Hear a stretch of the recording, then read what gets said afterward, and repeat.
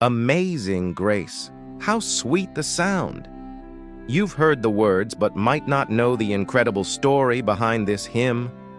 March 10th, 1748. A violent storm is tearing apart a slave ship in the North Atlantic. The captain, a cruel, godless man who has spent years trafficking human souls, is about to cry out to a God he doesn't believe in. That desperate prayer would birth the most beloved hymn in Christian history, Amazing Grace.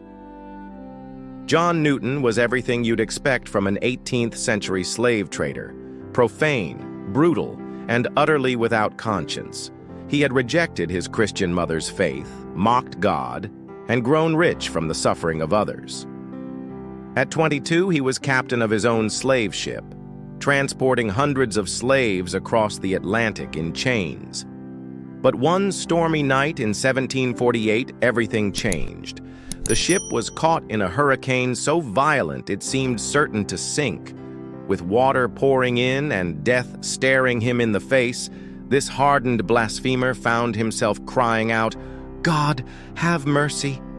The ship survived, and in the days that followed, Newton picked up the Bible for the first time in years. He began to see himself not as a successful sea captain, but as the wretch he truly was, desperately in need of the grace he'd spent years rejecting. It took time, but grace did its work. Newton eventually left the slave trade, became an Anglican minister, and spent his final decades fighting against the very evil he'd once profited from. Years later, reflecting on his past and God's forgiveness, Newton penned the words, "Amazing grace, how sweet the sound that saved a wretch like me. I once was lost, but now am found, was blind, but now I see." Newton admitted he was once young, ignorant, passionate, and wild, and deeply regretted his role in slavery.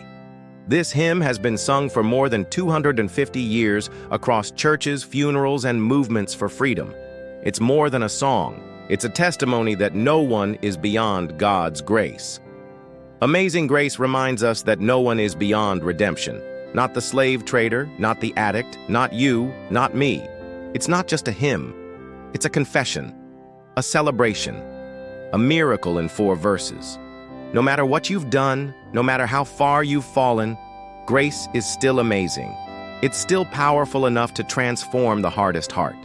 And it's still calling your name. If you've ever felt broken, lost, or too far gone, this song was written for you.